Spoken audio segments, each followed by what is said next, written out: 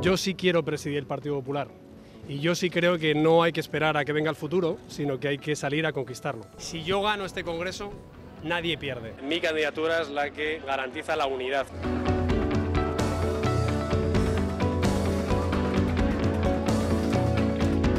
Don Pablo Casado Blanco.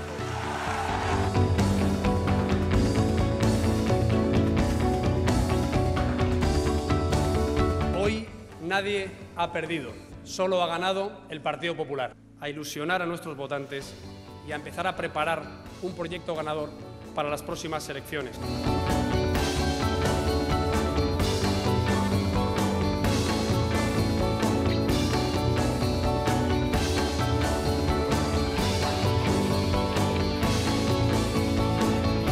Salido de las navas.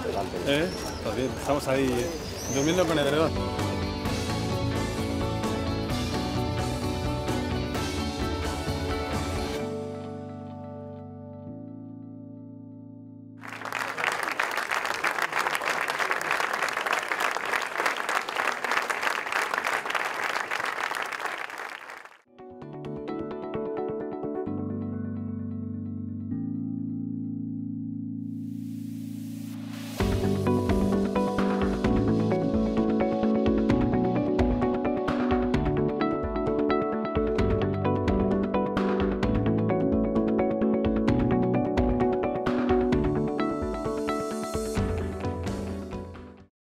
Buenas tardes, Pablo Casado, presidente nacional del Partido Popular. En primer lugar, muchas gracias por el gesto que tiene usted hoy con esta entrevista con los abulenses y con su televisión.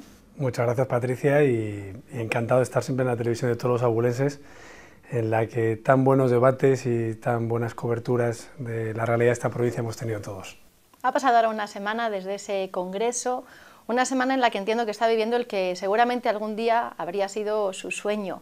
Pero esta carrera necesita de mucha energía y de mucha cabeza. Mi primera pregunta es precisamente eso. ¿Qué ha pasado por su cabeza, por su mente en estos días intensos? Bueno, lo primero es que me pasa por la cabeza ahora, ¿no? Porque tenemos que decirle a nuestros espectadores que estamos en el despacho de Adolfo Suárez. Aquí, por ejemplo, es donde firmó la ley de legalización del Partido Comunista. Y yo creo que para los políticos que hemos hecho nuestra carrera aquí en Ávila tenemos ese peso de la tradición de grandes figuras, como es el caso del presidente Suárez. Yo creo que es la figura más importante de la Ávila del siglo XX y una de las figuras relevantes de la arquitectura constitucional y de la transición española, admirada en todo el mundo, y un legado que nuestro partido recogió con la fusión con el CDS y del que estamos tremendamente orgullosos. También aquí empezó José María Aznar, justo el año en el que yo nací, y además, como he tenido la suerte de trabajar con él como director de gabinete, conozco bien sus anécdotas con Feliciano Blázquez, con Ángela Cebes, con Sebastián González, con Agustín Díaz de Mera, con Antolín Sanz y ahora con Carlos García. Es decir, una tradición de grandes presidentes y de grandes servidores públicos de esta provincia. Y ahora me toca a mí que no voy a estar, yo creo que a ese nivel de estas personas con las que no me quiero comparar porque sería petulante por mi parte, pero lo voy a intentar. Y tengo que decir que aquí me he sentido siempre muy bien acogido. Hemos trabajado mucho en legislaturas complicadas como la del 2011, en la que estábamos al borde del precipicio en España, y los abulenses aún así nos dieron su confianza mayoritaria en el 15 y en el 16. Fuimos pues la candidatura más votada de todas las provincias españolas, y ahora justo cuando empezábamos ya a reivindicar lo que esta tierra necesitaba en infraestructuras, en industria, en cultura, en el campo, pues hemos tenido ese disgusto en la moción de censura, que, yendo a tu pregunta, es lo que a mí me hizo plantearme dar este paso. Creo que con el gobierno que tiene España hace falta mucha ilusión, hace falta mucha ambición de futuro, hace falta tener las cosas claras y, sobre todo, transformar España antes de que los socialistas, los de Podemos, los independentistas y los batasunos malogren todo lo que hicimos hasta ahora. Usted ya lo ha dicho, llegó a Ávila en el año 2011, no se lo pusieron nada fácil, pero vimos como después, en esa primera vuelta de las primarias, aquí arrasó frente al resto de candidatos en esta provincia abulense. La pregunta es, después de eso que usted ha dicho que le ha dado Ávila, de cómo también ha sido importante para otros políticos que le han antecedido, ¿qué va a pasar ahora? ¿Qué va a pasar con esas comunicaciones a las que usted se refería? ¿Qué va a pasar con el peaje? ¿Qué va a pasar con el Palacio de los Águila? Si usted algún día es presidente del gobierno o ahora como jefe de la oposición, ¿hasta qué punto se va a acordar de nosotros? Hombre, ojalá como presidente del gobierno eso de poder firmar lo que luego sale en el BOE te da un impulso innegable. Yo creo que ojalá, porque lo que estamos pidiendo no es una cuestión de decir, bueno, como es mi provincia, mi circunscripción, aprovecharía para hacerlo. Es que es justo. Yo creo que Ávila es una provincia que siempre ha entendido cuando el bien mayor era evitar el rescate, cuando el bien mayor era recuperar el empleo. Y es verdad que, por ejemplo, la semana pasada hemos conocido que casi 2.000 abulenses han encontrado trabajo en el último año, cuando la prioridad era subir las pensiones, y lo hicimos, o subir el sueldo de los funcionarios, que hay muchos en Ávila, y lo hicimos, o mejorar la sanidad o la educación, que también lo hemos hecho. Pero lo que yo siempre digo, ese 10% de las inversiones, que es lo que más sale en los medios, que es al final lo que genera un agravio comparativo porque está territorializado, como es los temas de industria, los temas de infraestructuras, los temas de cultura, es a lo que yo me comprometo. En el último presupuesto logramos una muy buena negociación, con un aumento de las inversiones previstas en casi un 60%, en 3 campos fundamentales: la industria, que era mi gran apuesta desde que fui candidato número 1 por las listas al Congreso. Tierra tan maravillosa no solo podía ser turística, cultural, agrícola y ganadera, sino que tenía que también un impulso muy fuerte al sector secundario, digamos a la industria, después de las negociaciones tan duras que tuvimos, en las que, modestia aparte, creo que tuvo un papel importante para salvar la fábrica de Nissan, ahora en el gran grupo Renault, Mitsubishi, Nissan a nivel mundial. Queríamos que nuestros polígonos fueran un foco de atracción para empresas que se deslocalizaran de Madrid, o porque no había espacio en los polígonos, o porque éramos más competitivos en precio, y para ello necesitaban nuestros ayuntamientos y Diputación Provincial ayuda del Estado. Y por eso conseguimos tanto el plan EDUSI y conseguimos esos millones de euros tan necesarios en los presupuestos para poner al día los polígonos de Vico Lozano, Las Herbencias, e incluso habíamos pedido que en el de Sotillo de Ladrada llegaran inversiones, aunque no fue posible para este periodo. El segundo punto eran las infraestructuras. Las infraestructuras por carretera, nosotros tenemos el problema del embudo que tiene prácticamente 1/3 de españoles, es decir, el noroeste. La AP6 nos afecta no solo a los abulenses, sino a los segovianos, a los palentinos, a los leoneses, a los asturianos, a los cántabros, a los gallegos. Pero la AP51, que también afecta a los salmantinos, pero sobre todo a nosotros, es importante que esa línea de ayudas de la Diputación siga en vigor para aquellos que hacen un trayecto muy frecuente. Es verdad, y hay que recordar, que hay una vía alternativa en muy buenas condiciones, como es la nacional, que va prácticamente en paralelo, pero el debate que se tenga a nivel nacional sobre los peajes, por supuesto, lo reivindicaremos también para nuestra provincia. El tema del ferrocarril. El tema del ferrocarril es el eterno debate en Ávila. La alta velocidad, por cuestiones que no dependen de nosotros, sino por orográficas, ha pasado por otro eje, y en este caso nosotros teníamos un planteamiento que era o hacer una lanzadera con Segovia, y en Segovia ya coger el AVE, o lo que yo propuse y fue refrendado en las urnas, que es la lanzadera la queremos con Madrid. De nada servía llegar muy pronto a Segovia y luego en Segovia tener que esperar a que pasara un tren para Madrid, prácticamente iba a ser una hora por mucho que corriéramos a Segovia y luego a Madrid, porque son 25 minutos y otros 25, ¿por qué no tener unas comunicaciones directas con Madrid en poco más de una hora? Aunque no fuera alta velocidad, aunque fuera una línea convencional, pero sin atascos al llegar a la malla de Madrid y con buenas infraestructuras de catenaria, de vía y de material rodante. A eso es a lo que yo me centré. Queríamos tener una lanzadera con la capital de España, no solo porque fuera Madrid, que hay mucha gente que va a trabajar, va al médico o va a cualquier gestión en la capital de España, sino porque Madrid es estar conectado con el aeropuerto de la capital de España, estar conectado con el resto de alta velocidad para el sur, para el este o incluso para el norte, y sobre todo es no solo venir a Madrid, sino que los turistas y las empresas puedan venir fácilmente a Ávila, que para mí es incluso más importante en materia de inversión y creación de empleo. Yo propuse al Ministerio de Fomento, entendiendo que la alternativa del bypass, es decir, de hacer un nuevo trazado hasta el Escorial, no era sostenible, son 1.200 millones de euros para un tráfico de viajeros que en muchos de los servicios no superan las 30 o las 20 personas, pero sí que creo que a partir del Escorial había que tener unos trazados, lo que yo llamo lanzaderas, en el que no te encontraras con los convoyes madrileños que van parando en cada estación. Esos surcos es lo que habíamos solicitado, que ya se han concedido y que hay que cifrar directamente las horas para que se ahorren unos 10 minutos al no tener paradas en las estaciones. Y luego una cosa muy importante era, yo pedí la duplicación de la vía. Y eso se concedió en el último plan extraordinario del Ministerio de Fomento, y yo exigiré que se mantenga, porque lo que han hecho es hacer otra vía que va a beneficiar, por supuesto, a los viajeros desde Villalba, pero que va a beneficiar mucho también a los de Ávila, y que en el plan se hacía referencia expresa a Ávila. Con eso, el ahorro es de 15 minutos. directamente. Si a esos 15 minutos le sumamos lo que se puede avanzar en ahorro de paradas y las modificaciones que se tienen que ir haciendo en las limitaciones temporales de velocidad desde el Escorial a Ávila, nos podremos otra vez acercar a esos horarios de 1 hora y cuarto, 1 hora y 20, 1 hora y 10, dependiendo del servicio, que es lo razonable, lo que teníamos hace 2 décadas y que por la saturación de la vía y por las limitaciones temporales después del accidente del Albia de Algrois habíamos ido perdiendo. Y el tercer punto, y perdón la extensión, es el tema del campo. En Ávila es muy importante el tema del campo. Nosotros queremos reivindicar en la próxima negociación de los fondos europeos que la ganadería y la agricultura de Castilla y León y de Ávila tienen que ser una prioridad en esa negociación. Y el cuarto punto es el tema turístico y cultural, en especial la Sala Prado, el pabellón Prado, ¿no? Yo he tenido la suerte de venir con el director del Museo del Prado a anunciar a Ávila que es la primera vez que la mayor pinacoteca del mundo sale de la capital de España, la primera. Nunca el Prado había tenido una sala expositiva, un pabellón Prado tal y como ellos lo han llamado, hasta ahora.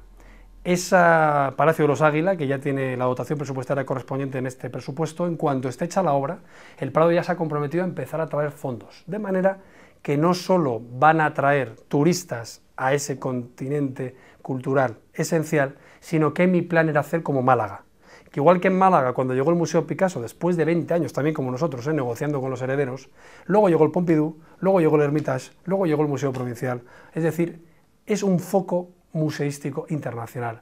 Aquí en Ávila tenemos palacios vacíos y rehabilitados con sumas millonarias. Lo que queremos hacer es que el casco de la muralla sea un museo abierto, que primero sean los Águila, pero que luego también los Serrano puedan exponer la obra gráfica que tiene en la caja, que podamos hacer con los Capriotti, con los Verdugo, con los demás palacios y por supuesto con la Casa de los Deanes, con el actual Museo Provincial, nuevos museos. Esa es mi posición y desde luego la defenderé con aún más ahínco como presidente nacional. Pues yo creo que con esta pregunta ha quedado resumido lo que es toda su propuesta en lo que al contenido se refiere para Ávila, pero si hablamos ahora de su estructura de partido, vemos que ahí se ha contado ya con 2 abulenses, en este caso en primer lugar Sebastián González como tesorero, como persona además muy cercana al presidente del PP en este caso, y en segundo lugar con José Ramón García, que a pesar de haber sido, podemos decir, rival suyo en las primarias, sigue al frente de la Secretaría Internacional. ¿Qué papel van a jugar ambos? Bueno, yo lo dije el primer día que vine a presentar mi candidatura cuando me preguntaron qué opinaba de que José Ramón García Hernández hubiera presentado su candidatura y lo dije muy claro, pase lo que pase yo voy a contar con José Ramón. Es mi amigo, es una persona muy válida y dije además lo que tenía que seguir siendo, que es diputado por Ávila y responsable máximo de las relaciones internacionales del partido. Y es lo que he hecho, yo cumplo con la palabra, ¿no? Como hacemos en esta tierra. Creo que ahora es muy necesario la expansión internacional de nuestras ideas. El gobierno ha vuelto a la etapa de Zapatero, en la que ya no es referencia en otros países, en la que somos solo foco de noticias problemáticas. Tenemos que volver sobre todo al vínculo atlántico, a Latinoamérica, al arbitraje que teníamos en el Mediterráneo, a la influencia que tenemos en el Pacífico por nuestra presencia en la alianza como socios no permanentes. En definitiva, esa España internacional, atlántica, que admiro al mundo. Y luego en el caso de Sebastián González, yo puedo decir que Sebastián, además de un amigo, ha sido un maestro. Yo empecé con él como número 1, yo como número 2 en el Congreso de los Diputados. Hemos compartido muchas rutas por la provincia, muchas sesiones parlamentarias complejas, muchas negociaciones en ministerios a veces que no salían bien y que recibían las críticas de esta provincia, pero creo que es una persona imprescindible para esta provincia. Él ha tenido la suerte de trabajar bueno, pues con Acebes, con Feliciano, con Aznar en esos años, pero ahora yo quiero también contar con él en un puesto para un presidente nacional fundamental, que es ser tesorero nacional, para el que hace falta personas de máxima confianza, de trayectoria impecable, de mucho cariño por parte de la estructura y de una austeridad y una eficiencia que hagan que el partido en momentos complicados pues pueda tener los recursos suficientes para hacer acción política. Precisamente aquí en Ávila, en campaña electoral, José María Aznar, al que usted se acaba de referir, lanzó un mensaje que seguro que le han repetido más de una vez en estos días, eso de que si alguien me tiene que renovar, que sea Pablo Casado, y usted ha querido que sea él una de las primeras personas con las que se ha reunido en esta primera semana. Sí, yo creo que José María Aznar es una persona muy querida en Ávila y en todo Castilla y León, donde fue presidente, y es verdad que esta tierra, pues bueno, luego da recorridos políticos, quizá porque somos una tierra que conecta muy bien con el español medio, ¿no? Yo creo que al final la gente se siente representada en en esta Castilla y León, pues germen de nuestra España, y también en este Ávila, que ha sido la base de nuestra transición y nuestra Constitución, ¿no? José María Aznar creo que planteó desde aquí un proyecto de una nueva derecha, de un nuevo centro reformista liberal, moderno, que rompió ese techo de cristal que había en España, que parecía que después de 14 años de socialismo era muy complicado que consiguiéramos una mayoría de gobierno. Aznar hizo que el Partido Popular llegara al gobierno por primera vez e hizo una cosa, yo creo que si no igual de importante o más importante, que es consiguió unificar el centro derecha en España. Es decir, que todo lo que estuviera a la derecha del Partido Socialista tuviera un acomodo en el Partido Popular. Lo hizo con muchas dificultades, absorbiendo partidos regionalistas, al propio CDS, al propio PADE, haciendo que se sintieran cómodos los liberales, los demócratas cristianos, los conservadores, y eso es lo que yo aspiro ahora, a hacer ahora. Yo necesito que el Partido Popular vuelva a ser un partido de 11 millones de votos.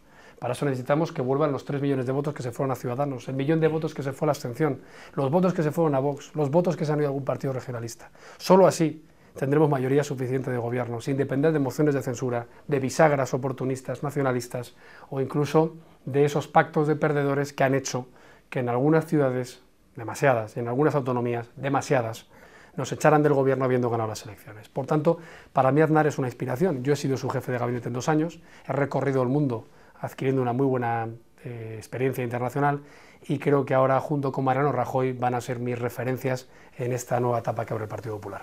Pues por Mariano Rajoy quiero preguntarle ahora, ¿qué puede decirnos del hasta hace muy poco presidente? Si usted algún día gobernara nuestro país, ¿haría las cosas de un modo muy diferente?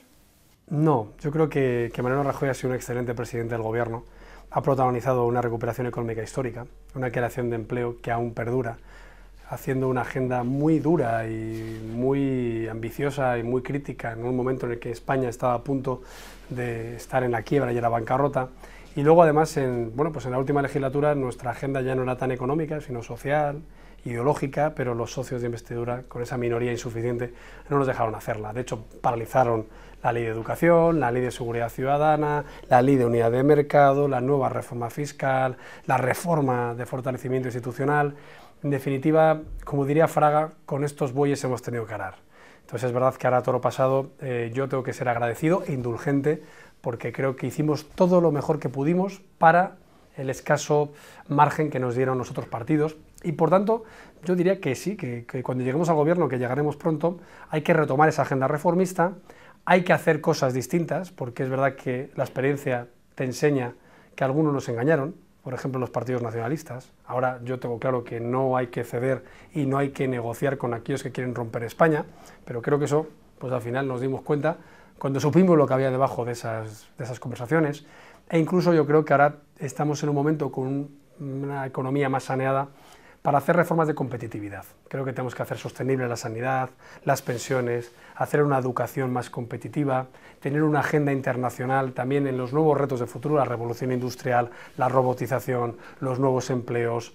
Bueno, yo creo que el mundo cambia, los países avanzan, y en España, por desgracia, llevábamos muchos años con el bucle del procés de la crisis económica, y ahora hay que tener un horizonte, si se me permite, de luces largas, de vuelo alto, y para eso necesitamos tener mayoría absoluta, para no depender de nuevo de aquellos partidos que han sido desleales.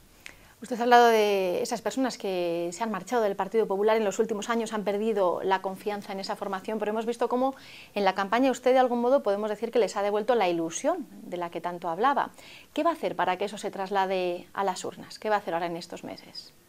Bueno, mantener esa ilusión que ha llegado a los afiliados, e intentar que llegue a los votantes, ¿no? Yo creo que la gente quiere que hablemos claro, ¿no? Yo he tenido una posición sin complejos en materia económica, me ha extrañado, ¿no? la rapidez con la que he dicho tiene que ser una revolución fiscal, ha extrañado mi defensa sin ambajes de la política de familia, de la vida, de decir que un país que se quiere a sí mismo y que tiene un problema de natalidad, pues lo que tiene que hacer es apostar por las políticas de conciliación, de familia, sectoriales, para ayudar no solo a las mujeres madres, sino también a las personas con más dificultad y a los hombres, que tenemos que cada vez tener una mayor implicación en el cuidado de los hijos, con absoluta igualdad de oportunidades y con absoluta igualdad de responsabilidades. También extrañaba que reivindicara algo tan lógico como es la seguridad, y lo he hecho en especial esta semana con el tema de inmigración. No se puede hacer demagogia, hay que decirle a la gente claramente que hay que preservar nuestras fronteras y que hay que ser solidarios, pero en origen. Es inasumible que millones de personas vengan a España porque varían directamente nuestros servicios sociales. O ha extrañado incluso, lo cual ya me puede parecer sorprendente, que yo apele a la eficiencia, a la eficacia, a la austeridad y a la honestidad como seña de identidad de un partido político, lo cual creo que sería absolutamente fundamental para todos los demás. Y por último, que era mi quinto punto, ha extrañado que yo intente liderar la España a los balcones, la unidad de España, y que eso se diga que es de derechas. No, yo creo que eso es transversal, eso es lo que quiere nuestra gente, sea en Ávila, sea en Cádiz, sea en Valencia, sea en Vigo. La gente lo que quiere es que defendamos la nación española, y que lo hagamos además plantando cara a los independentistas, y que lo hagamos además fortaleciendo nuestro código penal, nuestro ordenamiento jurídico para defender la igualdad de los españoles y sus libertades, ¿no? Por tanto, bueno, yo voy a mantener esa agenda que creo que ilusiona, que creo que reconecta con las demandas de la gente y sobre todo que es para lo que yo estoy en política. En política no estamos para administrar, estamos para liderar, no estamos para decir lo que ocurre en España, estamos para decir lo que tiene que ocurrir. Y para eso, pues bueno, yo voy a intentar seguir convenciendo a todas las personas que me quieran escuchar. Y si hablamos de las municipales del próximo año, como presidente del Partido Popular, ¿hasta qué punto va a influir en los candidatos en provincias como por ejemplo la de Ávila? Bueno, los actuales estatutos del partido dicen que es la Dirección Nacional la que tiene que designar a los candidatos en las capitales de provincia. Pero evidentemente yo, que soy una persona muy pegada al territorio, respeto mucho la posición de las direcciones provinciales y autonómicas, porque creo que es bueno que seamos un partido capilarizado, ramificado en el territorio. Por tanto, yo confío mucho en que tienen que ser aquellos que están al pie del municipio correspondiente, que hagan de ojeadores, ¿no? Ahora que ha acabado el Mundial, con mal resultado para nosotros. Pero tenemos que hacer de ojeadores, ¿no? De ver qué candidato puede tener buenas elecciones, qué profesional, yo siempre digo, qué farmacéutico, ¿no? Que suele ser, pues en un municipio se puede convencer para que dé el paso y se dedique a la política, qué joven ya despunta en cuanto se ha incorporado al mercado laboral, qué persona se acaba de jubilar siendo alguien muy respetado y querido en su pueblo y ahora tiene tiempo para hacer política. En definitiva, creo que es muy importante que escuchemos, que pongamos la oreja en el suelo, si se me permite, de qué hace falta en cada sitio, en cada ciudad, y luego pues desde la Dirección Nacional bueno, pues plantear nuestras, yo creo que más que exigencias, nuestras recomendaciones, que es que sea gente buena, gente honesta, gente conocida, gente, digamos, de talento, ¿no? Porque las elecciones municipales van a ser muy importantes. Yo soy optimista, yo creo que al Partido Popular le va a ir muy bien. Fíjate lo que digo, yo creo que incluso manteniendo los votos que tenemos, nos iría bien, porque la irrupción de nuevos partidos harían que pudiéramos alcanzar acuerdos de gobierno donde, habiendo ganado, nos echaron porque no teníamos nadie con quien pactar. Pero yo, por supuesto, que soy ambicioso, estoy convencido de que vamos a sacar mejor resultado. Por tanto, el panorama, el mapa ese puede estar pintado de azul, ese mapa de las noches electorales, lo cual sería un buen estribo para poder empezar a cabalgar hacia las elecciones generales. Como se habla ahora de posible adelanto de elecciones generales, lo que digo es que el orden de los factores no altera el producto, que si se adelantan las generales también las vamos a ganar, y que el mensaje que lanzamos a los españoles es que ya estamos preparados, estamos listos, el partido está unido, el partido está fuerte, y si hay cualquier convocatoria electoral, salimos a ganar. Y pensando en Castilla y León, ¿podría haber sorpresas porque hay quien ve a Soraya Sáenz de Santa María volviendo a su tierra? ¿O el sitio de esta está en Madrid?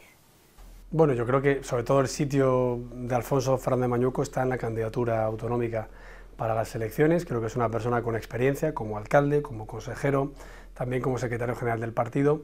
No va a tener fácil, como yo tampoco voy a tener fácil, estar a la altura de nuestros predecesores, porque Juan Vicente Herrera, igual que Mariano Rajoy, pues han sido líderes estupendos, pero creo que el legado que deja Juan Vicente es muy positivo y nadie mejor que Alfonso para continuarlo, porque han trabajado conjuntamente, porque conocen qué hace falta en esta tierra, porque saben lo que cuesta pagar un servicio social en educación, en sanidad, en el entorno rural, porque saben que necesitamos una financiación, yo creo que justa, para un territorio, desgraciadamente, que sufre la despoblación y una longevidad que no se acompasa con la natalidad, porque sabemos los problemas del sector primario, del campo, de la agricultura, de la ganadería, porque somos conscientes de nuestro patrimonio y de que hay que orientarlo hacia el turismo y la creación de empleo. En definitiva, porque conocemos esta tierra.